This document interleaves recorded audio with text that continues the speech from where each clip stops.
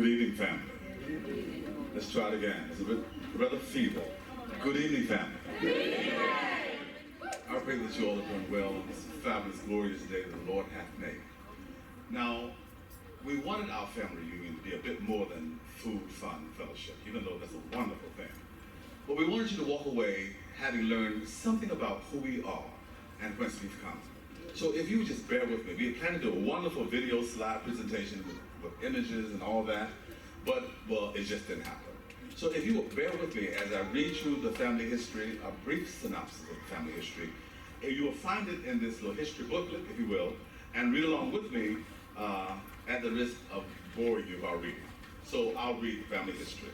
A brief synopsis of the Jakes family history by Josiah Sumter.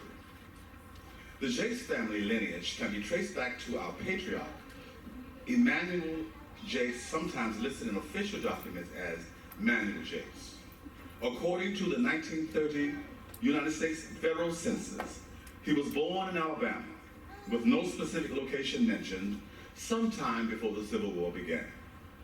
Official documents ascertained identified neither the year nor the exact place of his birth. He later married his wife, Margaret. They had 8 children, including Jesse, born in 1842, Green, 1845, William, 1853, Joseph, 1855, Henry, 1859, Emma, their only daughter, 1861, Charles, 1863, and Gabriel, 1865.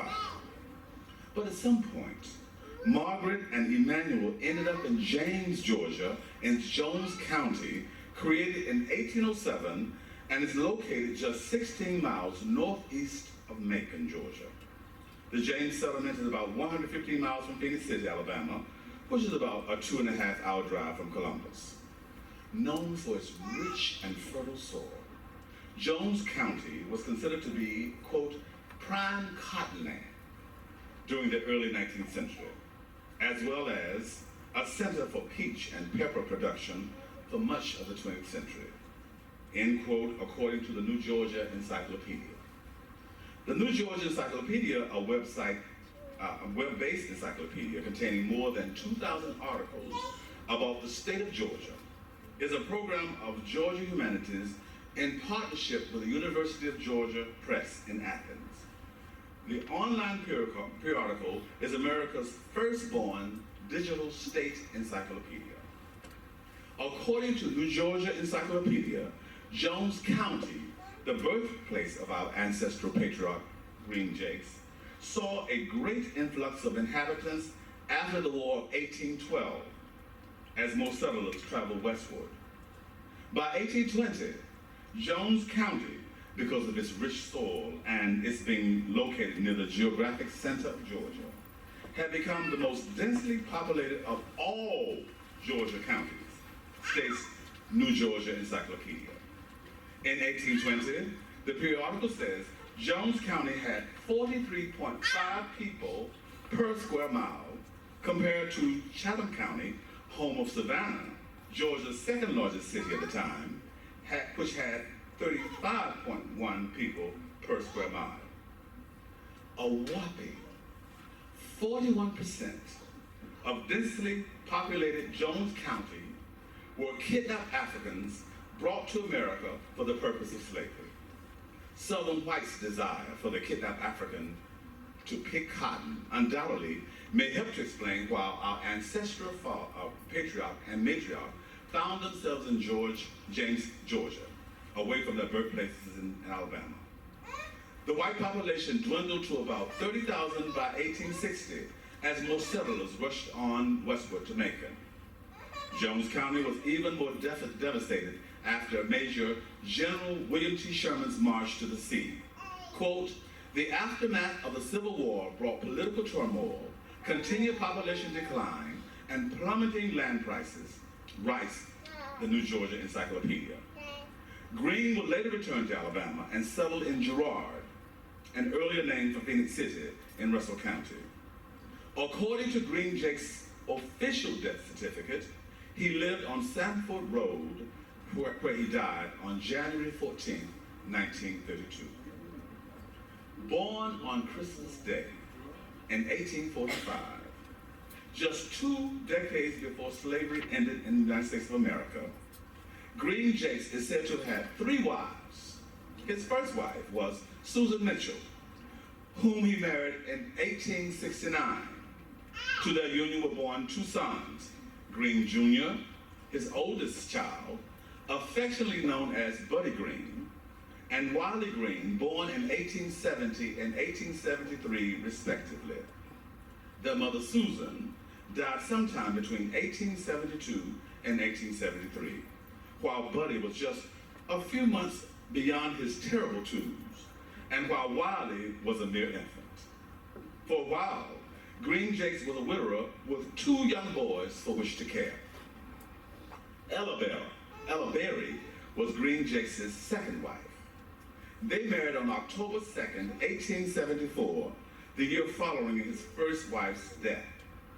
Ellen Green have been said to have had only 1 child, Green's oldest daughter, Florence, affectionately known as Pinky.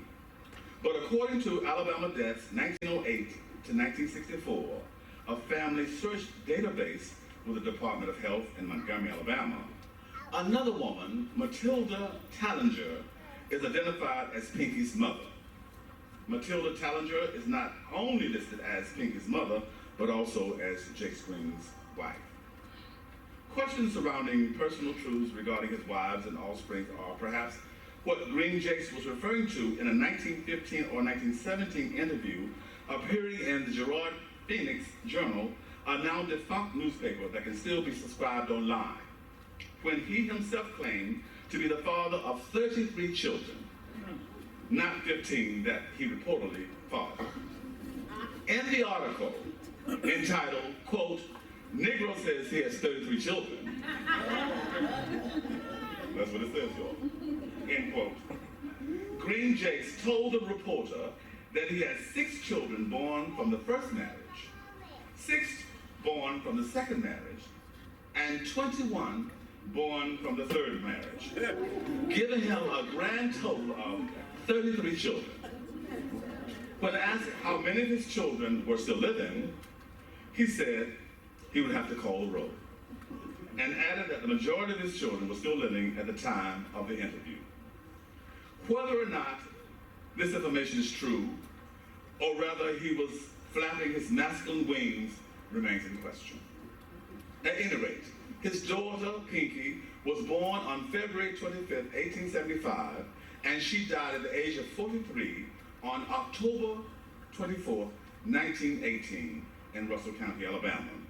The widow of Dan Dorner is buried at the community cemetery on Graveyard Street in South Phoenix City. Green's 3rd wife was Savannah Hill, born on Valentine's Day in 1873 in Alabama. Love must have seemed to have sealed their union the longest. The 2 were married on March 5th, 1891 in Phoenix City and stayed together until his death in 1932. Their 41-year marriage reportedly produced 12 children, including Nimrod, his 3rd oldest son, born in 1892, Wilhelmina, affectionately known as Willa, his 2nd oldest daughter, 1894, Esther, 1896, Emma, 1898, Samuel, 1900, Holsey, 1902, Joel, 1903, Carrie, 1904, Maud, 1905, Norley, 1910, Nellie, 1908, and Moses, 1926. He was busy, wasn't he?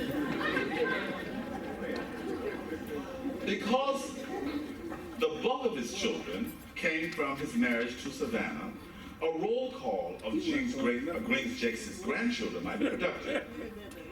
Savannah and Green Jakes' grandchildren included Francis, Benny, Jessie Bell, Maggie, Annie Rose, who is still living, Clark, and Nimrod Jr. were Nimrod's children. Mark, Minnie, Annie, Nellie, Cora, Rosalie, Willa Mae, Georgia Pearl, John Jr., Johnny Mae, and Mary Ann were Wilhelmina's children. Elizabeth, James, Joel, Esther, Nellie, Shirley, and Callie were Esther's children. E.C., Julia, Roy, Savannah, Lois, and Osibel were Emma's children. Jessie May, whom Samuel raised as his own daughter, Savannah, Rosalie, Sarah, Mary, Carrie, Bubba C., and Holsey Jr. were Holsey's children. William and Samuel were Joel's children. Cora is believed to have a son whose name has not been ascertained. Julia and Patricia was raised as Maul's children. Mary, Margaret, Willie, Owen, Aaron, Mattie, and Mildred were Norlee's children. Charles, Ira, Vera, Levon, Mary, and Ralph were Nellie's children, and Trella was Mosey's child. Green Jakes, a Methodist minister, and many of his children and grandchildren are buried at Bethel Cemetery on the grounds of Bethel African Methodist Episcopal Church on Highway 165 in Phoenix City. The burial site of Savannah, who's said to have died a month after his birth, has not yet been ascertained. Green Jake's oldest child, Buddy Green, also gave Green Jakes a gaggle of grandchildren. Many of these Jakes' offsprings left Phoenix City during the 1920s and 1930s and moved to Midland, Pennsylvania area where they sought good-paying jobs in the steel industry. At the time, many of the jobs for Southern blacks were mostly in sharecropping. According to the History Channel, sharecropping was a farming system in which families, mostly descendants of kidnapped Africans, rented small plots of land from a landowner at the end of each year. Quote, with the Southern economy in disarray after the abolition of slavery and the devastation of the Civil War, sharecropping enabled white landowners to reestablish a labor force while giving freed black people a means of subsistence, end quote, states the History Channel. Quote, however, the system severely restricted economic mobility of the laborers, leading to conflict during the construction era, end quote. The History Channel goes on to report that tens of thousands of freed slaves left their plantations and followed General William T. Sherman's victorious Union across Georgia and the Carolinas. To reduce the number of kidnapped African refugees, Sherman issued a special decree granting each freed family 40 acres of land on the islands and coastal region of Georgia. No longer needed for battle, some of the mules were donated to the former slaves. Many freed, kidnapped Africans were delighted over this 40 acres and a mule policy, for they saw owning and farming their own land as the key to economic independence. But their joy was short-lived. President Andrew Johnson, as one of the first acts of his administration during the Reconstruction era, quote, ordered all land under federal control to be returned to its previous owners in the summer of 1865, end quote, states the History Channel. This racist act left many of the Southern blacks living in rural areas without land, and they were forced into a sharecropping system that some white plantation and landowners were, quote, bent on re-establishing a gang labor system similar to the one that prevailed under slavery, end quote, states the History Channel. Refusing to live under such restricted economic and social conditions, many Southern blacks eventually left the South and migrated to northern cities such as Detroit, Pittsburgh, Cincinnati, Cleveland, and many other places where they could find good-paying jobs working in steel and car factories. Not all of Buddy Green's children, Huntley, Ella, Anna, Ivory, Curtis, Equilla, Daniel, Eddie, Elijah, Viola, Marie, and Annabelle migrated to Pennsylvania, but most of them did. So what's in the name? A person's heredity, heritage, lineage, and more importantly, self-identity can be found in his or her surname. The name Jakes possesses a unique history in and of itself. Our family name originally came in the form of Jacques, a French name for Jacob, James, Jack, and Jax. Although the name has often appeared as a personal name in France, Jacques as a surname, a person's last name, is more common in Haiti. There's a strong French influence in Louisiana, where France had a strong stake in slavery. The French had plenty of slaves in Louisiana and the Mobile area. Auction blocks for slave trading were common in Louisiana, New Orleans and Mobile. Cousin Gwendolyn Threese, who, along with cousin Glenda Smith, have done extensive research for a combined total of 40 years on our family history, says, quote, I have manual on one of these ships in Mobile with slaves who have no last name, end quote. Cousin Gwendolyn produced a document taken from the United States Census 1820 to 1866 in Alabama, listing Manuel Jakes as being a white man living in Mobile. How and when he moved to Girard has not yet been documented. The place and year of his marriage to Margaret has not been documented either. Over the course of our stay in America, the spelling of our surname has gone from Jacques, J-A-C-Q-U-E-S, to Jacques, J-A-Q-U-E-S, to Jakes. Perhaps the change resulted from misspellings and mispronunciations. Southern whites who collected official information for the United States Census, marriage license, and death certificates spelled the name according to what they thought they heard or read. Writes cousin Akiba Betty Elby, quote, we probably will never know why and when our family name was changed to Jakes. Cousin Betty writes, quote, but we do know such changes reflect the way our family name is pronounced and spelled today, end quote.